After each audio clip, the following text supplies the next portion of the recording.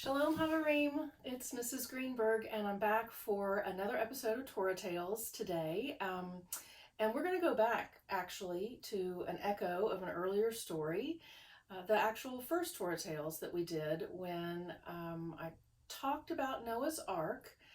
A lot of you knew a lot about Noah's Ark already, and so we looked at it from a different perspective. We talked about Noah's wife, and what life must have been like for her. And we talked about after the flood. What was it like when they got off the ark? So today we're going to look again at a different perspective of the Noah story by one of my favorite Jewish writers, Isaac Bashevis Singer. And he's written this book, Why Noah Chose the Dove. And I bet you'll recognize the illustration style because it's one of my favorite children's writers and illustrators, Eric Carle. So why would Noah choose the dove? And what is the deal with the dove? What did the dove get to do? Let's look at the book, and then we're going to take a quick visit to this little plant next to me once we're done. But let's get to it.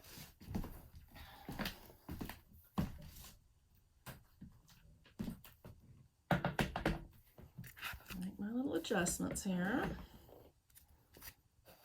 See how that looks. It looks pretty good. Okay. Why Noah Chose the Dove by Isaac Bashevis Singer and pictures by Eric Carle, translated by Elizabeth Shub. And right off the bat, we have just a great illustration, lots to look at here.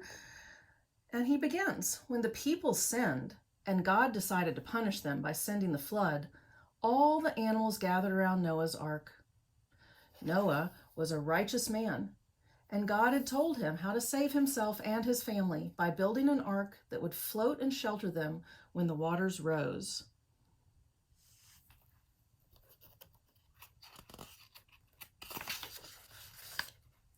The animals had heard a rumor that Noah was to take with him on the ark only the best of all the living creatures. So the animals came and vied with one another, each boasting about its own virtues and, whenever possible, belittling the merits of others. The lion roared, "I am the strongest of all the beasts, and I surely must be saved." The elephant blared, "I am the largest. I have the longest trunk, the biggest ears, and the heaviest feet."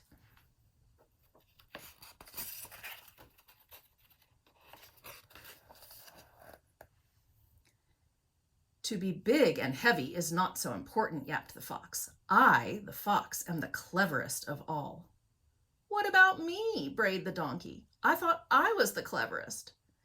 "It seems anyone can be clever," yipped the skunk. "I smell the best of all the animals. My perfume is famous."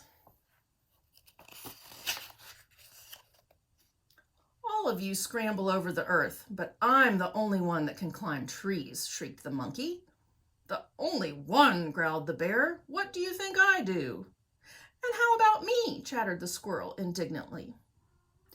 "I belong to the tiger family," purred the cat. "I'm a cousin of the elephant," squeaked the mouse. "I'm just as strong as the lion," snarled the tiger, "and I have the most beautiful fur."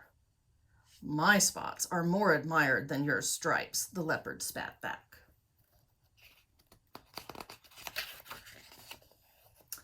"I am man's closest friend," yelped the dog.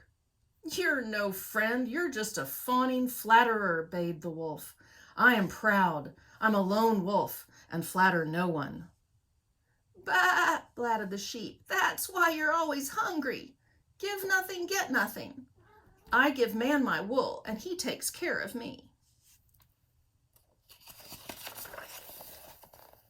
"You give man wool, but I give him sweet honey," droned the bee. "Besides, I have venom to protect me from my enemies." "What is your venom compared with mine?" rattled the snake. "And I am closer to Mother Earth than any of you."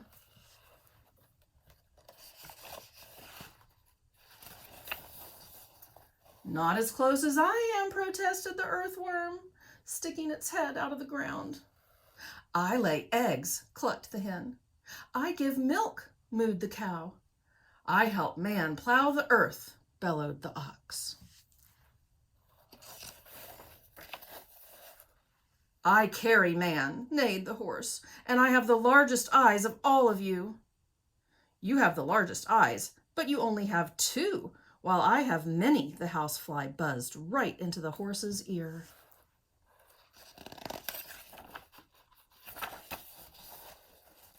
Compared with me, you're all midgets. The giraffe's words came from a distance as he nibbled the leaves off the top of a tree.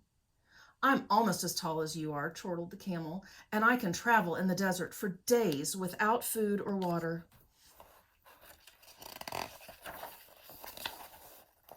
You 2 are tall, but I'm fat, snorted the hippopotamus, and I'm pretty sure that my mouth is bigger than anybody's. Don't be so sure, snapped the crocodile and yawned. I can speak like a human, squawked the parrot. You don't really speak, you just imitate, the rooster crowed. I know only one word, cock-a-doodle-doo, but it is all my own. I see with my ears. I fly by hearing, piped the bat. I sing with my wing, chirped the cricket. There were many more creatures who were eager to praise themselves, but Noah had noticed that the dove was perched alone on a branch and did not try to speak and compete with the other animals. Why are you so silent? Noah asked the dove. Don't you have anything to boast about? Well, I don't think of myself as better or wiser or more attractive than the other animals, cooed the dove. Each one of us has something the other doesn't have, given to us by God who created us all. The dove is right, Noah said. There is no need to boast and compete with one another. God has ordered me to take creatures of all kinds into the ark, cattle and beast, bird and insect. The animals were overjoyed when they heard these words, and all their grudges were forgiven. Before Noah opened the door of the ark, he said, I love all of you, but because the dove remained modest and silent while the rest of you bragged and argued, I chose it to be my messenger. And Noah kept his word. When the rain stopped, he sent the dove to fly over the world and bring back news of how things were. At last, she returned with an olive leaf in her beak, and Noah knew that the waters had receded. When the land finally became dry, Noah and his family and all the animals left the ark. After the flood, God promised that never again would he destroy the earth because of man's sins, and that seed time and harvest, cold and heat, summer and winter, day and night would never cease. The truth is, there are in the world more doves than there are tigers, leopards, wolves, vultures, and other ferocious beasts. The dove lives happily, without fighting. It is the bird of peace. And I am guessing the end that you all know the Hebrew word for peace. Shalom, right? So this is my little baby olive tree, and I keep it to remind me of the Noah story since I feel like it has so much to teach us. And I'm particularly grateful for this version. I'm sure that you didn't like the tone of the animals when they were sort of fighting against one another. And certainly in life, as well as in stories, it works out better when we work together. And that's what makes me so grateful for our Micah community. It's been so fun to see you all in some of our Zoom sessions these last few weeks. And much like Noah and all the people on the ark, we're kind of stuck in certain places, maybe crowded conditions with siblings and parents and who else, pets. And so I just ask that you all learn from the lesson and do your best to contribute and to be humble, like we like to say at Micah, to do justly, love mercy, and walk humbly with our God, and be good roommates, be good members of our village during this challenging time. Okay, that's it for this week's story. Thanks so much for joining me again, and we'll hope to see you again real soon. Take care. Bye-bye.